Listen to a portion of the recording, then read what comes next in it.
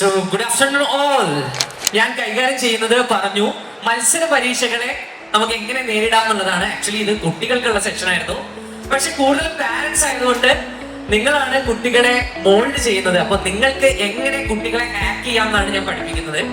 നമ്മൾ കമ്പ്യൂട്ടറിൽ ഹാക്ക് ചെയ്യാന്നൊക്കെ കേട്ടിട്ടുണ്ട് അല്ലെ? കുട്ടികളെ നമുക്ക് ഹാക്ക് ചെയ്യാൻ പറ്റുമോ? കുട്ടികളെ ഹാക്ക് ചെയ്യാൻ പറ്റുമോ? ഇല്ല, പറ്റില്ല. പക്ഷെ പറ്റും. കുട്ടികളുടെ ബിഹേവിയറിനെ നമുക്ക് ഹാക്ക് ചെയ്യാൻ പറ്റും. അപ്പോ അതിൽ കുറച്ച് ടിപ്സ് കാര്യങ്ങൾ ഞാൻ പറഞ്ഞുതരാം. ആക്ച്വലി ഇത് കുട്ടികൾക്കുള്ള സെഷൻ ആണെങ്കിലും എനിക്ക് തോന്നുന്നു അത് ഉപയോഗിച്ചുകൊണ്ട് പാരന്റ്സ് ആയിട്ടുള്ള നിങ്ങൾക്ക് കുട്ടികളിലേക്ക് നല്ലൊരു മാർഗ നിർദ്ദേശങ്ങൾ കൊടുക്കാൻ പറ്റും.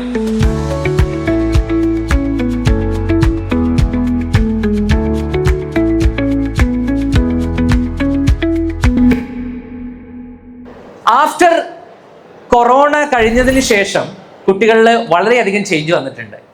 അതൊരു ഡെലിബറേറ്റ് ചേഞ്ച് ആണ്. അപ്പോൾ എന്തൊക്കെയാണ് ആ ചേഞ്ച് വന്നിട്ടുള്ളത്, ആ ചേഞ്ചിനെ നമുക്ക് എങ്ങനെ തിരിച്ചു കൊണ്ടുവരാം എന്നുള്ളതാണ് ഞാൻ ആദ്യത്തെ സെഷൻ എടുക്കുന്നത്. രണ്ടാമത്തെ ഒരു പാർട്ട് എന്ന് പറയുന്നത് കോമ്പറ്റേറ്റീവ് എക്സാംസിൽ വേണ്ട സ്കില്ലുകൾ. മൂന്നാമത്തെ പാർട്ട് നമ്മുടെ കുട്ടികളുടെ ലേണിംഗ് പ്രൊഡക്ടിവിറ്റി ആൻഡ് മെമ്മറി എങ്ങനെ ഇൻക്രീസ് ചെയ്യാം. ഇങ്ങനെ 3 കാര്യങ്ങളാണ് ഞാൻ പ്രധാനമായിട്ടും ഇന്ന് ചെയ്യുന്നത്. ഞാൻ ഓൾറെഡി പറഞ്ഞു, ഞാൻ കൈകാര്യം ചെയ്യുന്ന ടോപ്പിക്സ് ഒന്ന് സ്റ്റുഡൻസ് പ്രോബ്ലവും എന്താണ് അതിന്റെ ബിഹേവിയർ റീസൺ. പല പാരന്റ്സിന്റെയും പ്രധാനപ്പെട്ട പ്രശ്നം എന്താണെന്നറിയോ? കുട്ടികളെ നമ്മൾ ഉപദേശിക്കും, പക്ഷെ പാരന്റ്സിന് പോലും അറിയില്ല എന്തുകൊണ്ടാണ് കുട്ടികളിൽ ഈ ചേഞ്ച് വന്നിട്ടുള്ളതെന്ന്. എത്ര പേർക്ക് അറിയാം കുട്ടികൾക്ക് അഡിക്ഷൻ ഉണ്ടോന്ന് ചെക്ക് ചെയ്യാൻ? ആ അഡിക്ഷന്റെ റീസൺ എന്താണെന്ന് എത്ര പേർക്ക് അറിയാം? എങ്ങനെ കുട്ടിയെ അഡിക്ഷനിൽ നിന്ന് മാറ്റുന്ന അറിയാം? ഞാൻ ചോദിക്കുന്നത്, എത്ര പാരന്റ്സിന് ഇതിനെ കുറിച്ച് അവെയർ ആണ്? എത്ര പാരന്റ്സ് അവെയർ ആണ്?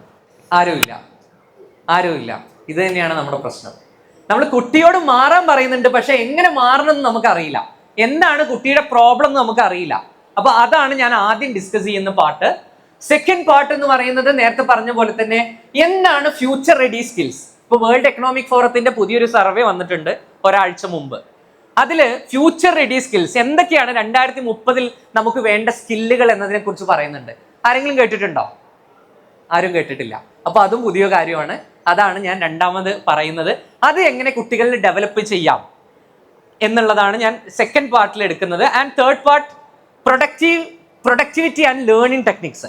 നമ്മളുടെ ബ്രെയിനിന് ഒരുപാട് വൾണറബിലിറ്റീസ് ഉണ്ട്. അതേപോലെ തന്നെ നമുക്ക് പ്രൊഡക്റ്റീവ് ആവാം. ഉദാഹരണം ഞാൻ കാണിച്ചുതരാം, വളരെ സിമ്പിൾ ആണ്. ഓക്കെ, നിങ്ങളൊന്ന് കണ്ണടച്ചേ. എല്ലാവരും ഒന്ന് കണ്ണടച്ചോ. ഒരു പിങ്ക് കളറിലുള്ള ആനയെ വിചാരിക്കരുത്. പിങ്ക് കളറിലുള്ള ആനയെ വിചാരിച്ചോ? ഭൂരിഭാഗം പേരും വിചാരിച്ചിട്ടുണ്ടാവും അല്ലെ? വിചാരിക്കരുത് എന്ന് പറയുമ്പോഴേക്കും നമ്മുടെ ബ്രെയിൻ എന്ത് ചെയ്യും? വർക്ക് ചെയ്യും. ഇതാണ് പലപ്പോഴും ഉണ്ടാകുന്ന പ്രശ്നം. അപ്പൊ നമ്മളുടെ ബ്രെയിനിന് വൾണറബിലിറ്റീസ് വളരെ കൂടുതലാണ്. പക്ഷെ അതേ സമയത്ത് തന്നെ നമ്മുടെ ബ്രെയിൻ എന്തുണ്ട്? പ്രൊഡക്റ്റീവ് ആക്കാനുള്ള പല വഴികളും നമ്മുടെ ബ്രെയിനിൽ തന്നെ ഉണ്ട്. പക്ഷെ അത് നമുക്ക് അറിയില്ല എന്നുള്ളതാണ് പ്രശ്നം.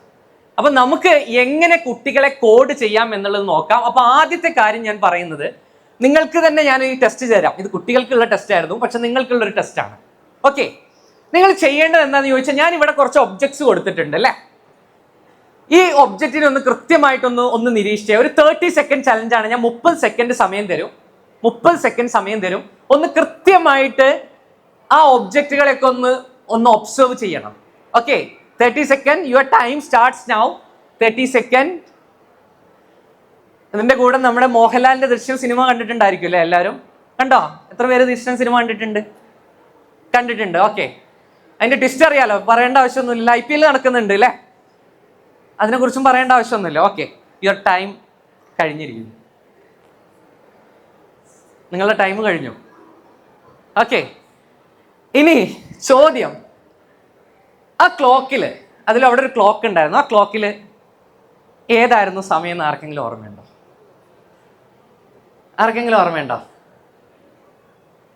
3 o'clock. Very good. കൈയടി. 3 o'clock. എത്ര പേർക്ക് കിട്ടി 3 o'clock ആണെന്ന്? Very good. സ്റ്റൂളിന് എത്ര കാലുണ്ടായിരുന്നു എന്ന് ഓർമ്മയുള്ളവരൊന്ന് കൈവക്കിക്കേ. സ്റ്റൂളിന് 3 കാലാണോ 2 കാലാണോ? 4. ഒരു കൺഫ്യൂഷൻ ഉണ്ട്. ആക്ച്വലി 4 കാലുണ്ട്. Very good. ഇവിടെ സംഭവിക്കുന്ന ഒരു പ്രശ്നം എന്ന് പറഞ്ഞു കഴിഞ്ഞാൽ, ഞാൻ അതിന്റെ ഇടയിൽ നിങ്ങളോട് ഞാൻ പല കാര്യങ്ങളും ചോദിച്ചിരുന്നു അല്ലെ? അപ്പൊ എന്താ ആക്ച്വലി സംഭവിച്ചത്? ഡിസ്ട്രാക്റ്റഡ് ആയി. ഇതേ സാധനം തന്നെയാണ് നിങ്ങളുടെ ചുറ്റുപാടിൽ നടക്കുന്നത് അല്ലേ? ആ ഒരു ഡിസ്ട്രാക്ഷനെയാണ് നമ്മൾ ഡിസ്ട്രാക്റ്റഡ് എൻവയോൺമെന്റ് എന്ന് പറയുക. ഇത് തന്നെയാണ് കുട്ടികളുടെ പ്രൊഡക്ടിവിറ്റി കുറയാനുള്ള പ്രധാനപ്പെട്ട കാരണം ഉണ്ടായിട്ടുള്ളത്. ആരാണ് ആ distraction? Obviously phone and social media ആണ് ആ ഡിസ്ട്രാക്ഷൻ എന്ന് പറയുന്നത്. അപ്പോൾ കോൺസെൻട്രേറ്റ് ചെയ്യേണ്ട ഒരു കാര്യം, സ്റ്റഡി എന്ന് പറയുന്നത് ഫോക്കസ്ഡ് ആയിട്ട് ചെയ്യേണ്ട ഒരു കാര്യമായിരുന്നു. പക്ഷേ ഡിസ്ട്രാക്ഷൻ വന്ന സമയത്ത് എന്തുണ്ടായി? അത് കുറഞ്ഞു വരും. ഫോൺ മാത്രമല്ല ഡിസ്ട്രാക്ഷൻ, ഗെയിംസ് ഡിസ്ട്രാക്ഷൻ ആണ്, നമ്മളുടെ റൂട്ടീൻസ് ഡിസ്ട്രാക്ഷൻ ആണ്, നമ്മളുടെ എൻവയോൺമെന്റിൽ സൗണ്ട്സ് ഡിസ്ട്രാക്ഷൻ ആണ്. അങ്ങനെ ഒരുപാട് കാര്യങ്ങളുണ്ട്. ഓക്കെ, ആക്ച്വലി ഈ ചലഞ്ച് ചെയ്തത് വേറൊന്നുമല്ല, നിങ്ങളെ തന്നെ ടെസ്റ്റ് ചെയ്യാൻ വേണ്ടിയിട്ടാണ്. നമ്മൾ ബിഹേവിയർ സൈക്കോളജിയിൽ എപ്പോഴും ആളുകളെ ഒബ്സർവ് ചെയ്യുകയും ടെസ്റ്റ് ചെയ്യുകയാണ് ചെയ്യുക. അപ്പോൾ നിങ്ങൾക്കൊരു കാര്യം ഞാൻ പറയുന്നതിന് മുമ്പ് തന്നെ നിങ്ങളെ ഒന്ന് ടെസ്റ്റ് ചെയ്യാം എന്നാണ് ഞാൻ വിചാരിച്ചത്.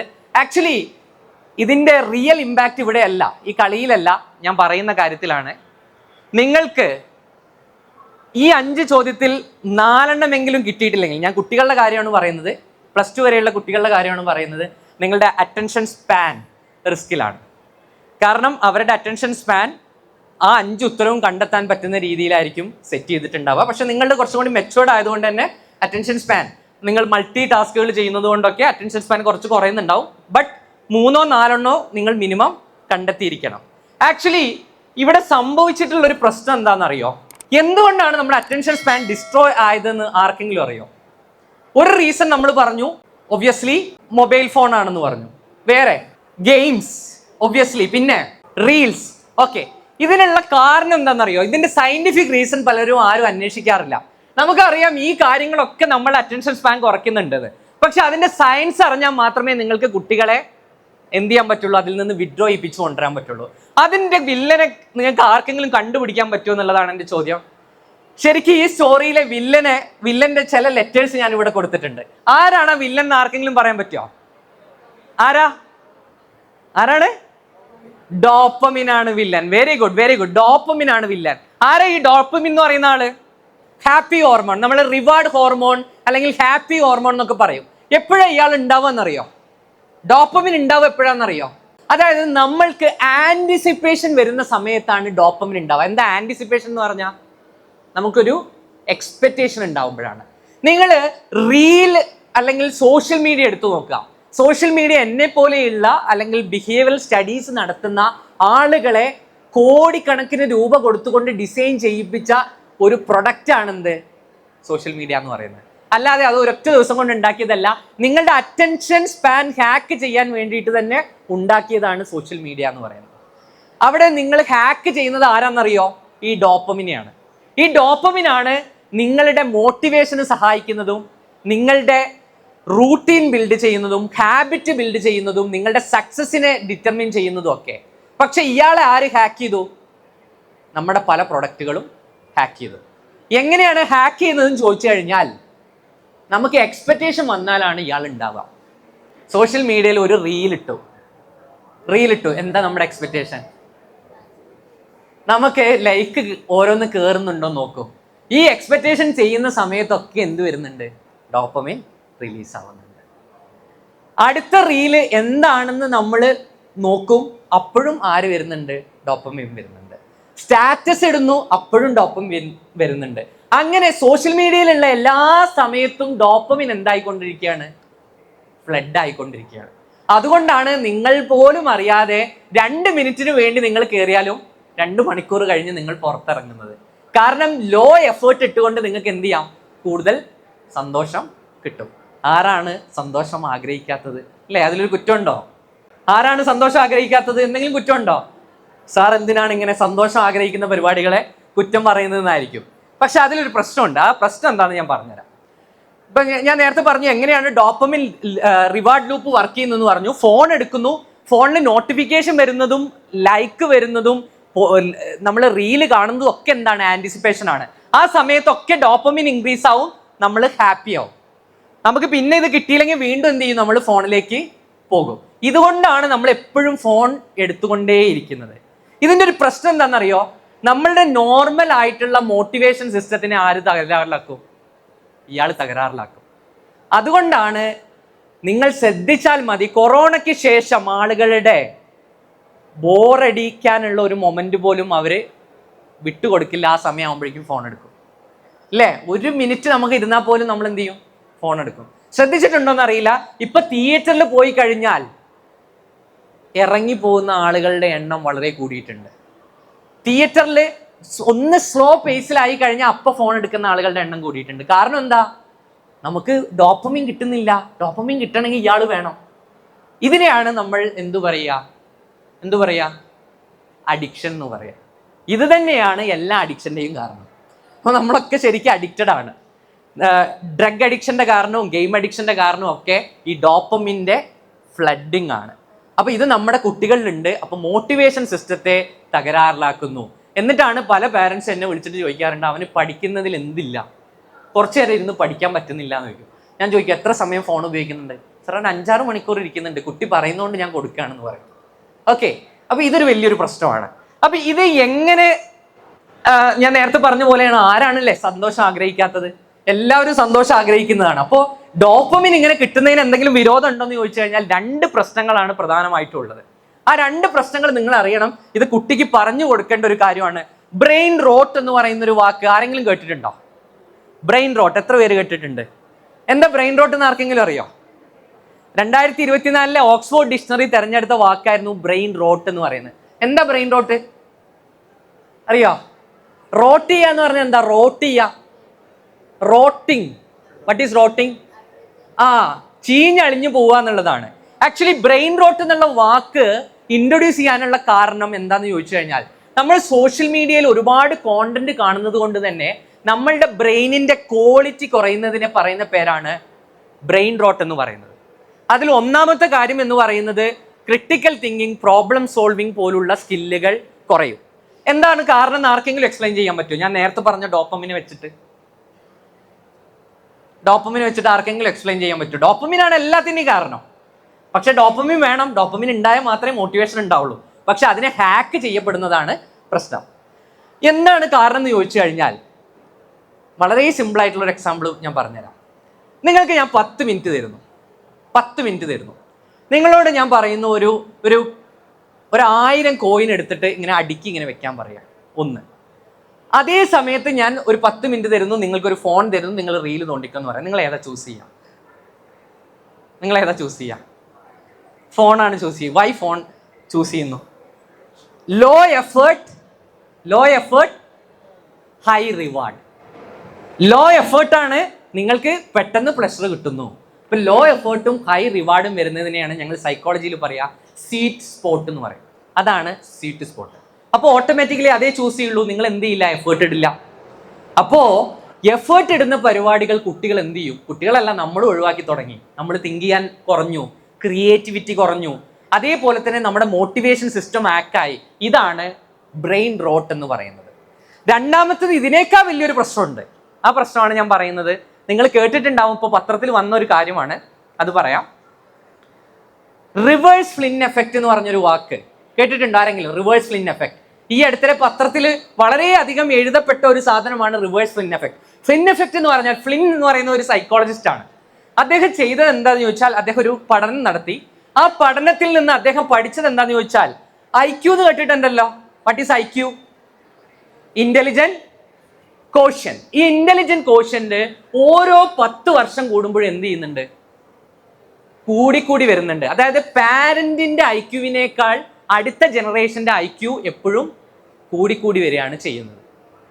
പക്ഷേ 1997 ശേഷം ജനിച്ചവരുടെ IQ, ജെൻസിയുടെ IQ അവരുടെ പാരന്റിനേക്കാൾ കുറഞ്ഞു എന്നാണ് റിവേഴ്സ് ഫ്ലിൻ എഫക്റ്റ് പറയുന്നത്. 97 ശേഷം ജനിച്ചവരുടെ IQ കുറഞ്ഞു വരികയാണ് ചെയ്യുന്നത്. റിവേഴ്സ് ഗ്രാഫാണ് വരുന്നത്. ഇതിനെയാണ് റിവേഴ്സ് ഫ്ലിൻ എഫക്റ്റ് എന്ന് പറയുക. ഇത് പലരും അറിഞ്ഞിട്ടില്ല. പക്ഷേ ഈ അടുത്തിടെ 2 മാസം മുമ്പ് ഭയങ്കര ചർച്ചയായിരുന്ന ഒരു കാര്യമാണ്. നിങ്ങളൊന്ന് ആലോചിച്ചാൽ മതി, എന്താണ് ഈ റിവേഴ്സ് ഫ്ലിൻ എഫക്റ്റിന് കാരണം എന്നുള്ളത്. എന്തായിരിക്കും കാരണം? 2 കാരണങ്ങളാണ്. ഒന്ന് സോഷ്യൽ മീഡിയ ആൻഡ് 2 AI. കാരണം 97 ശേഷമാണ് സോഷ്യൽ മീഡിയ, ഗൂഗിളിൻ്റെയും സോഷ്യൽ മീഡിയകളുടെയും ഗ്രോത്ത് വന്നത്. സോ നിങ്ങൾ എഫേർട്ട് വളരെ കുറച്ചുകൊണ്ട് നിങ്ങളുടെ ബ്രെയിനിന് എന്ത് ചെയ്യുന്നില്ല? വർക്ക് കൊടുക്കുന്നില്ല. പണ്ട് കാലത്ത് ഇഷ്ടംപോലെ സ്പേസാണ്, തിങ്ക് ചെയ്യാനുള്ള സ്പേസാണ്. കാരണം അന്ന് ഞാൻ എപ്പോഴും പറയുന്നൊരു വാക്കുണ്ട്, ഞാൻ എപ്പോഴും പറയുന്നതല്ല, ബിഹേവിയർ സയൻസിലൊരു വാക്കാണ്, ക്രിയേറ്റിവിറ്റിയുടെ ഗേറ്റ് വേ എന്ന് പറയുന്നത് ബോർഡമാണെന്ന് പറയും. ബോറടിക്കുന്നതിൽ നിന്നാണ് ക്രിയേറ്റിവിറ്റി ഉണ്ടാവുന്നതെന്ന് ബിഹേവിയർ സയൻസിൽ പറയുന്ന ഒരു വാക്കാണ്. നിങ്ങൾ വിശ്വസിക്കുന്നുണ്ടോ? ബോറടിച്ചാൽ ക്രിയേറ്റിവിറ്റി ഉണ്ടാവുമോ എന്ന് ചോദിക്കും നിങ്ങൾ. ഫോണ് കേടാണെങ്കിൽ എന്തെങ്കിലും എഴുതാൻ തോന്നും. യെസ്, ഫോണ് കേടാണെങ്കിൽ പിന്നെ വേറെ ഒരു വഴിയില്ല, എഴുതാൻ തോന്നും, അതൊരു സാധ്യതയാണ്. പിന്നെ ചെറിയ കുട്ടികൾ, നിങ്ങൾ ശ്രദ്ധിച്ചിട്ടുണ്ടെങ്കിൽ അറിയാം, ചെറിയ കുട്ടികൾ അവിടെ ഇരുത്തി വേറെ ഒന്നും ചെയ്യാനില്ലെങ്കിൽ അവരെന്തെങ്കിലുമൊക്കെ എടുത്ത് എഴുതി തുടങ്ങും അല്ലേ? നമ്മൾ ഏറ്റവും കൂടുതൽ ക്രിയേറ്റീവ് ആവുന്ന സ്ഥലങ്ങൾ ഏതൊക്കെയാ? ഒന്ന്, ടോയ്ലറ്റാണ്, വേറെ പണിയൊന്നുമില്ല. 2, KSRTC ബസ്സാണ്, വേറെ പണിയൊന്നുമില്ല. ഇപ്പൊ പിന്നെ ഹെഡ്സെറ്റിൽ പാട്ടൊക്കെ കേൾക്കാൻ തുടങ്ങിയപ്പോൾ അത് പോയി. 3, ഏറ്റവും കൂടുതൽ പുസ്തകങ്ങൾ ജനിക്കപ്പെട്ടിരിക്കുന്നത് ജയിലുകളിൽ നിന്നാണ്. 4, സിനിമകളൊക്കെ ഏറ്റവും കൂടുതൽ എഴുതുക റൂം എടുത്തിട്ടാണ് എഴുതുക, കാരണം ബാക്കിയുള്ള ഡിസ്ട്രാക്ഷനിൽ നിന്നൊക്കെ പോവാണ്. ശരിക്ക് ഈ ബോർഡം വരുന്നത് എന്താണെന്ന് ചോദിച്ചു കഴിഞ്ഞാൽ, ബോർഡം എന്ന് പറയുന്നത് നമ്മുടെ ബ്രെയിന് സ്റ്റിമുലേറ്റഡ് അല്ലാത്ത ഒരു അവസ്ഥേനെയാണ് നമ്മൾ ബോർഡം എന്ന് പറയുക. അതായത് നമ്മളിപ്പോൾ ഡോപ്പമിൻ ഇങ്ങനെ വരുമ്പോൾ എന്താണ്, സ്റ്റിമുലേറ്റഡ് ആണ്. പക്ഷെ സ്റ്റിമുലേറ്റഡ് അല്ലാത്ത ഒരു അവസ്ഥയിലേക്ക് വരണം. അപ്പം ഞാൻ എപ്പോഴും പാരൻസിനോട് പറയുന്നതാണ്, കുട്ടികളെ ഇൻഡ്യൂസ്ഡ് ബോർഡം പഠിപ്പിക്കണം എന്നുള്ളത് വളരെ വലിയൊരു കാര്യമാണ്.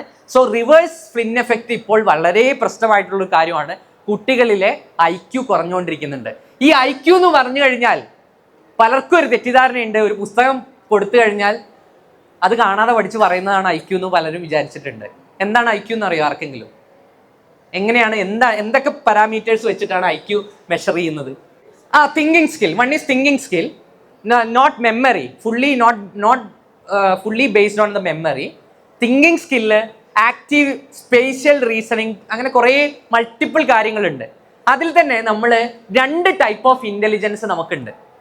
ഒന്നിനെ നമ്മൾ പറയുക ക്രിസ്റ്റലൈസ്ഡ് ഇൻ്റലിജൻസ് ആണ് പറയുക, ഒന്നിനെ നമ്മൾ പറയുക ഫ്ലൂയിഡ് ഇൻ്റലിജൻസ് ആണ്. ഇത് നിങ്ങൾ പാരൻസ് നിർബന്ധമായിട്ടും അറിഞ്ഞിരിക്കണം. ഇനി സ്കൂൾ തുറക്കാൻ പോകുന്നൊരു സമയമാണ്. നിങ്ങളൊക്കെ എന്തിനാണ് മക്കളെ സ്കൂളിൽ വിടുന്നത്? എന്തിനാ മക്കളെ സ്കൂളിൽ വിടുന്നത് എന്നല്ല, എന്തിനാണ് മക്കളെ സ്കൂളിൽ വിടുന്നത്? ശരിക്കും എന്തിനാണ്? കുട്ടിയെ പഠിക്കാനാണോ? പഠിക്കാനാണെങ്കിൽ ഇഷ്ടംപോലെ ഓപ്ഷൻ ഇല്ലേ, യൂട്യൂബും കാര്യങ്ങളൊക്കെ ഇല്ലേ? അതോ നല്ല ജോലി കിട്ടാനാണെന്ന് ചിലർ പറയാറുണ്ട്. നല്ല ജോലിയൊക്കെ കുറേ കഴിഞ്ഞിട്ട് ആലോചിക്കേണ്ട ഒരു സാധനമാണ്. സോ ആക്ച്വലി എന്താണ് ആവശ്യം? മിങ്കിൾ ചെയ്യാന്നുള്ളത് ഒരു സംഭവമാണ്. പിന്നെ സോഷ്യൽ സ്കിൽസ് ഡെവലപ്പ് ചെയ്യാൻ, പിന്നെ ആക്ച്വലി അത് നിങ്ങൾ പാരൻസ് അറിഞ്ഞിരിക്കണം. പല പാരൻസിനും ഇപ്പോഴും എന്തിനാണ് സ്കൂളിൽ വിടുന്നതെന്ന് അറിയില്ല. അത് തന്നെ വലിയൊരു പ്രശ്നമല്ലേ? നമുക്കൊരു ഉത്തരം പറയാൻ കുട്ടിക്ക് പറ്റുന്നില്ലെങ്കിൽ അത് വലിയൊരു പ്രശ്നമല്ലേ? ആക്ച്വലി നമ്മുടെ 2 ടൈപ്പ് ഓഫ് ഇൻ്റലിജൻസ് ഉണ്ട്. ഒരു ഇൻ്റലിജൻസിനെ വിളിക്കുന്ന പേരാണ് ക്രിസ്റ്റലൈസ്ഡ് ഇൻ്റലിജൻസ് എന്ന് പറയാം. ഒരു ഇൻ്റലിജൻസിനെ വിളിക്കുന്ന പേരാണ് ഫ്ലൂയിഡ് ഇൻ്റലിജൻസ് എന്ന് പറയാം. ഓക്കെ, ഈ ക്രിസ്റ്റലൈസ്ഡ് ഇൻ്റലിജൻസ് ടെസ്റ്റ് ചെയ്യപ്പെടുന്നത് നിങ്ങളുടെ മെമ്മറി, നിങ്ങൾ എത്രത്തോളം റീകോൾ ചെയ്യുന്നുണ്ട് തുടങ്ങിയ കാര്യങ്ങളാണ്. അതാണ് സ്കൂളിൽ കൂടുതലായിട്ടും ടെസ്റ്റ് ചെയ്യപ്പെടുന്നത്. പക്ഷേ ഫ്ലൂയിഡ് ഇൻ്റലിജൻസ് എന്ന് പറഞ്ഞാൽ നിങ്ങൾ എത്രത്തോളം ആക്റ്റീവ് ലേണിംഗ് നടത്തുന്നു, എത്രത്തോളം നിങ്ങൾക്ക് ക്യൂരിയോസിറ്റി ഉണ്ട്, നിങ്ങൾ എത്രത്തോളം ഫ്ലെക്സിബിൾ ആണ്, നിങ്ങൾ എത്രത്തോളം അഡാപ്റ്റബിൾ ആണ്, എത്രത്തോളം തിങ്കിങ് സ്കില്ല് ഉണ്ട് തുടങ്ങിയ കാര്യങ്ങളാണ് ഫ്ലൂയിഡ് ഇൻ്റലിജൻസിൽ വരിക. ശരിക്ക് തൊഴിലില്ലായ്മ എന്ന് നമ്മൾ പറഞ്ഞുകൊണ്ടേയിരിക്കുന്നുണ്ടല്ലോ. ഞാൻ നമ്മുടെ ജോലിക്കാർക്കും പ്രൊഫഷണൽസിനും അതുപോലെ തന്നെ കുട്ടികൾക്കും ക്ലാസ് എടുക്കുന്ന ഒരാളാണ്. ഞാൻ എവിടെ പോയി ക്ലാസ് എടുത്തു കഴിഞ്ഞാലും എന്നോട് പറയുന്ന ഒരു കാര്യമാണ്, സാറേ നല്ല കുട്ടികളുണ്ടെങ്കിൽ, സ്കിൽഫുൾ ആയിട്ടുള്ള കുട്ടികളുണ്ടെങ്കിൽ നിങ്ങളൊന്ന് ഇവിടേക്ക് പറഞ്ഞു വിടണേ, ഞങ്ങൾക്ക് ആളെ കിട്ടുന്നില്ല. പക്ഷെ നമ്മൾ പറഞ്ഞുകൊണ്ടിരിക്കും അൺഎംപ്ലോയ്മെന്റ് ആണ്. ആക്ച്വലി എന്താ പ്രശ്നം എന്നറിയോ? പ്രശ്നം എന്താണെന്ന് ചോദിച്ചു കഴിഞ്ഞാൽ ഈ ക്രിസ്റ്റലൈസ്ഡ് ഇൻ്റലിജൻസ് ആണ് കുട്ടികളിൽ നമ്മൾ ഡെവലപ്പ് ചെയ്യുന്നത്. റീകോൾ ചെയ്യാനുള്ള മെൻറ്റാലിറ്റിയാണ് നമ്മൾ ഡെവലപ്പ് ചെയ്യുന്നത്. ശരിക്കും വർക്ക് പ്ലേസിൽ വേണ്ട കാര്യം എന്താ? ഫ്ലൂയിഡ് ഇൻ്റലിജൻസാണ്. നിങ്ങൾ എങ്ങനെ ഒരു പ്രശ്നം സോൾവ് ചെയ്യുന്നു, നിങ്ങൾ എത്രത്തോളം ക്രിയേറ്റീവ് ആവുന്നു, നിങ്ങൾ എത്രത്തോളം പ്രോബ്ലം സോൾവിങ് സ്കില്ലുണ്ട്, സോഷ്യൽ സ്കില്ലുണ്ട് എന്നുള്ള കാര്യങ്ങളാണ്. പക്ഷെ നമ്മൾ എപ്പോഴും കുട്ടികളോട് പറയാം എന്താ? നല്ല മാർക്ക് മേടിക്കുക, നന്നായി പഠിക്കുക എന്നാണ്. സ്കൂൾ ഫ്ലൂയിഡ് ഇൻ്റലിജൻസ് ഉണ്ടാക്കുന്നില്ലേ? Group activities, very good, group ആക്ടിവിറ്റീസിൽ ഉണ്ടാക്കുന്നുണ്ട്. അതായത് നമ്മളുടെ കരിക്കുലം ഡിസൈൻ ചെയ്തിരിക്കുന്ന ഈ ഫ്ലൂയിഡ് ഇൻ്റലിജൻസും ക്രിസ്റ്റലൈസ്ഡ് ഇൻ്റലിജൻസും വളരാൻ വേണ്ടിയിട്ടാണ്. ഫ്ലൂയിഡ് ഇൻ്റലിജൻസ് ഉണ്ടാവുന്നത് അസംബ്ലിയിൽ ഒരു കുട്ടി ഒരു കാര്യം ചെയ്യുമ്പോൾ അവിടെ ഫ്ലൂയിഡ് ഇൻ്റലിജൻസ് ആണ് ഉണ്ടാവുന്നത്. അവരുടെ കമ്മ്യൂണിക്കേഷൻ സ്കിൽ, കോൺഫിഡൻസ് ബിൽഡ് ചെയ്യുന്നു. ക്ലബ് ആക്ടിവിറ്റീസ് എന്തിനാണ്? ക്ലബ് ആക്ടിവിറ്റീസ് ഇത്തരം കാര്യങ്ങൾ ഡെവലപ്പ് ചെയ്യുന്നതിന് വേണ്ടിയിട്ടാണ്. NSS, സ്കൗട്ട് പോലുള്ള കാര്യങ്ങൾ എന്തിനാണ്? ഇതിനു വേണ്ടിയിട്ടാണ്. പക്ഷെ പാരൻസ് പലപ്പോഴും ഗ്രേസ് മാർക്കിന് വേണ്ടി മാത്രമാണ് ഇതിനെ വിടുക എന്നുള്ളതാണ്. റിയൽ സ്കിൽ ഡെവലപ്മെന്റ് നടത്തുന്ന പാരൻസ് വളരെ കുറവാണ്, വളരെ കുറവാണ്. അപ്പൊ നിങ്ങൾ ഒരു റിയാലിറ്റി കൂടി അറിയണം. ഞാൻ ഒരു ചെറിയൊരു എക്സ്പെരിമെന്റ് കൂടി ഞാൻ പറയാം. കാരണം ഇതിന്റെ ഒരു ആഴം എന്താണെന്ന് നിങ്ങൾക്കറിയില്ല. നിങ്ങൾ ആരെങ്കിലും മാർഷ്മെലോ ടെസ്റ്റ് എന്ന് പറഞ്ഞൊരു ടെസ്റ്റിനെ കുറിച്ച് കേട്ടിട്ടുണ്ടോ? മാർഷ്മെലോ ടെസ്റ്റ് തിന്നാനുള്ളൊരു സാധനമാണ്, ഒരു മിഠായി പോലത്തെ സാധനമാണ്. ഈ മാർഷ്മെലോ ടെസ്റ്റ് സ്റ്റാൻഫോർഡ് യൂണിവേഴ്സിറ്റിയിലെ പ്രൊഫസർമാർ, ബിഹേവിയറൽ സയന്റിസ്റ്റുകൾ ഡെവലപ്പ് ചെയ്തൊരു ടെസ്റ്റാണ്. അവർ ചെയ്തത് എന്താണെന്ന് ചോദിച്ചു കഴിഞ്ഞാൽ, കുറച്ച് കുട്ടികളെ വിളിച്ചു, എന്നിട്ട് മാർഷ്മെലോ എന്ന് പറഞ്ഞ മിഠായി അവരുടെ ടേബിളിൽ വെച്ചു. എന്നിട്ട് അവരൊരു കണ്ടീഷൻ പറഞ്ഞു, നിങ്ങൾക്ക് ഒന്നെങ്കിൽ ഈ മിഠായി തിന്നാം, അല്ലെങ്കിൽ ഞാൻ 15 മിനിറ്റ് കഴിഞ്ഞ് മടങ്ങി വരും, അപ്പോൾ നിങ്ങൾക്ക് ആ മിഠായി എന്ത് ചെയ്യാം, ഡബിൾ ആക്കി തരാം എന്ന് പറഞ്ഞു. എന്തായിരിക്കും സംഭവിച്ചിട്ടുണ്ടാവുക? കുറച്ചു പേര് കഴിച്ചു, കുറച്ചു പേര് കഴിച്ചില്ല. കഴിക്കാത്തവർ പല വഴിയും പരീക്ഷിച്ചു. ചിലർ കണ്ണടച്ചിരുന്നു, ചിലർ പാട്ട് പാടി. അവസാനം ഈ കുട്ടികളെ അവർ 20 വർഷക്കാലം പഠനം നടത്തി. അതിൽ അവർക്ക് മനസ്സിലായത്, ഈ ഒരു കുട്ടികൾ, അതായത് 15 മിനിറ്റ് വെയിറ്റ് ചെയ്ത് രണ്ടാമത് മേടിച്ച കുട്ടികൾ ഡിലേഡ് ഗ്രാറ്റിഫിക്കേഷന് വേണ്ടി വർക്ക് ചെയ്യുന്നത്. എന്താ ഡിലേഡ് ഗ്രാറ്റിഫിക്കേഷൻ? പ്ലഷർ കുറച്ച് കഴിഞ്ഞ് ഏറ്റവും കിട്ടിയാൽ മതി എന്നുള്ളത്. അവരായിരുന്നു സക്സസ്ഫുള്ളായി മാറിയ ആളുകൾ, ജോബ് കിട്ടിയതും ഇതൊക്കെ. അപ്പോൾ ഡിലേഡ് ഗ്രാറ്റിഫിക്കേഷൻ വളരെ ഇമ്പോർട്ടൻ്റ് ആയിട്ടുള്ള ഒരു കാര്യമാണ്. കുട്ടികളിൽ പഠിപ്പിക്കേണ്ടത് ആക്ച്വലി എന്താണ്?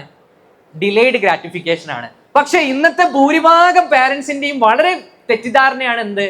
കുട്ടിക്ക് എല്ലാം മേടിച്ചു കൊടുത്തു കഴിഞ്ഞാൽ ഞാൻ നല്ല പാരന്റ് ആണെന്നുള്ളതാണ്. അതിലെ സൈക്കോളജിയിൽ ഞങ്ങൾ 4 പാരന്റിങ് ആണ് പറയാ. പ്രധാനമായിട്ടും നിങ്ങൾ അറിഞ്ഞിരിക്കേണ്ടതാണ്, സൈക്കോളജിയിൽ 4 പാരന്റിങ് ആണ് പറയാ. ഒന്ന് നെഗ്ലെക്ട്ഫുൾ പാരന്റ്. നമ്മുടെ ചാക്കോ മാഷ് നെഗ്ലെക്ട്ഫുൾ പാരന്റ് ആണ്. അതായത് നെഗ്ലെക്ട്ഫുൾ പാരന്റ് എന്ന് പറഞ്ഞു കഴിഞ്ഞാൽ എന്താ? മൈൻഡ് ചെയ്യേയില്ല, എനിക്ക് ടൈമില്ല, ഓക്കെ നീ നിന്റെ കാര്യം നോക്കിക്കോ എന്നുള്ള മട്ട്. അവർക്ക് കോൺഫിഡൻസും ഉണ്ടാവില്ല, ഹാപ്പി ഉണ്ടായിരിക്കില്ല, റെസിലിയൻസും ഉണ്ടാവില്ല, ഒന്നും ഉണ്ടാവില്ല. ഓക്കെ. രണ്ടാമത്തത് അതോറിറ്റി പാരന്റ് ആണ്. അതോറിറ്റി പാരന്റ് എന്ന് പറഞ്ഞു കഴിഞ്ഞാൽ അദ്ദേഹം ബോസ് ആയിരിക്കും. നീ ഇത് ചെയ്യണം എന്ന് പറയുന്ന പാരന്റ്സിനെയാണ് അതോറിറ്റി പാരന്റ് എന്ന് പറയാ. ഈ അതോറിറ്റി പാരന്റിന്റെ പ്രശ്നം എന്താ? കുട്ടികളുടെ ട്രോമ ബിൽഡ് ചെയ്യും, അല്ലേ? കുട്ടികളുടെ അഗ്രസീവ്നെസ് വരും, തുടങ്ങിയ കാര്യങ്ങൾ വരും. ഇനി 2 പാരന്റ്സ് ഉള്ളത്. ആ പാരന്റ്സിൽ പെർമിസീവ് പാരന്റ്സ് എന്ന് പറയുന്ന പാരന്റിങ്ങിലാണ് ഇന്നത്തെ ഭൂരിഭാഗം പാരന്റ്സും വരുന്നത്. പെർമിസീവ് പാരന്റ് എന്ന് പറഞ്ഞാൽ കുട്ടി ആവശ്യപ്പെടുന്ന എല്ലാതും മേടിച്ചു കൊടുക്കുന്നു. നമ്മൾ ഫ്രണ്ട്ലി പാരന്റ് എന്നൊക്കെയാണ് ഇതിന് പറയാ. കുട്ടി ആവശ്യപ്പെടുന്ന എല്ലാ സാധനവും മേടിച്ചു കൊടുക്കുന്ന പാരന്റിനെയാണ് പെർമിസീവ് പാരന്റ്. കുട്ടി ഹാപ്പി ആയിരിക്കും, നോ പ്രോബ്ലം. എന്താ പ്രശ്നം? കുട്ടി ഹാപ്പി ആയിരിക്കും, പക്ഷേ അവർക്ക് റെസിലിയൻസ് ഉണ്ടാവില്ല. അതേപോലെ തന്നെ എന്തെങ്കിലും ഒരു പ്രശ്നം വന്നു കഴിഞ്ഞാൽ അവരെന്ത് ചെയ്യും? ഡൗൺ ആയിപ്പോ. അതുകൊണ്ടാണ് ഇന്ന് ഏറ്റവും കൂടുതൽ ആത്മഹത്യകൾ നടക്കുന്നത് പ്രധാനമായിട്ടും. അത് പല പാരൻസിനും അറിയില്ല. പല പാരൻസും വിചാരിക്കുന്നത് റിയൽ പാരന്റിങ് എന്ന് പറയുന്നത് കുട്ടി പറയുമ്പോഴേക്കും ആവശ്യപ്പെടുമ്പോഴേക്കും മേടിച്ചു കൊടുക്കുക എന്നുള്ള. ഇത് ഇപ്പൊ തുടങ്ങിയ എക്സ്പെരിമെന്റിലൊന്നല്ല. ഇത് 1960 പെൻസിൽവാനിയ യൂണിവേഴ്സിറ്റിയിൽ നടത്തിയ ഒരു എക്സ്പെരിമെന്റ്. ഡോഗുകളിൽ ഒരു എക്സ്പെരിമെന്റ് നടത്തി. ഡോഗുകളിൽ നമുക്കറിയാം ബിഹേവിയർ കണ്ടീഷനിങ് ആണ് നമ്മൾ നടത്തുന്നത്. ബിഹേവിയർ ഒറ്റ ദിവസം കൊണ്ട് ഉണ്ടാവുന്നതല്ല. പാരന്റ്സ് അങ്ങനെയും ഒരുപാട് തെറ്റിദ്ധാരണയുണ്ട്. പാരന്റിങ്ങിൽ ഒരുപാട് മിത്ത് ഉണ്ട് കേട്ടോ. ഒറ്റ ദിവസം കൊണ്ടല്ല ഒരു കാര്യം നടക്കുന്നത്. നിങ്ങൾ ഒരു ദിവസം കൊണ്ട് മണി ഉണ്ടാക്കാന്ന് വിചാരിച്ചാൽ നടക്കില്ല. ഒരു ദിവസം കൊണ്ട് ലേണിംഗ് ഉണ്ടാക്കാന്ന് വിചാരിച്ചാൽ നടക്കില്ല. ഒരു ദിവസം കൊണ്ട് മാസ്റ്ററി ഉണ്ടാക്കാന്ന് വെച്ചാൽ നടക്കില്ല. ഇല്ലല്ലോ. നമ്മൾ ജിമ്മിൽ പോയിട്ട് 2 ദിവസം കൊണ്ട് വർക്കൗട്ട് ചെയ്ത് ഓക്കെ എനിക്ക് 6 പാക്ക് ആയി എന്ന് പറയോ? ആരും പറയില്ല. സോ മാസ്റ്ററി ഉണ്ടാവുന്നതും നമ്മുടെ ബിഹേവിയർ ചേഞ്ച് ഉണ്ടാവുന്നതും ലീനിയർലി അല്ല എന്ന് നിങ്ങൾ മനസ്സിലാക്കണം. എന്താ ലീനിയർലി എന്ന് പറഞ്ഞാൽ? നമ്മൾ ഇപ്പൊ എഫേർട്ട് കിട്ടണം, അങ്ങനെയല്ല. എങ്ങനെ ഉണ്ടാവുന്നതെന്നറിയോ? എക്സ്പോണൻഷ്യൽ ആണ്. എക്സ്പോണൻഷ്യൽ എന്ന് പറഞ്ഞു കഴിഞ്ഞാൽ ഇങ്ങനെ സ്ലോ ആയിട്ടേ പോവുള്ളൂ, പക്ഷെ ഒരു മൊമെന്റിൽ എത്തുമ്പോൾ എന്ത് ചെയ്യും? അടിച്ചു കയറിപ്പോ. ഇതാണ് ബിഹേവിയർ ചേഞ്ച്.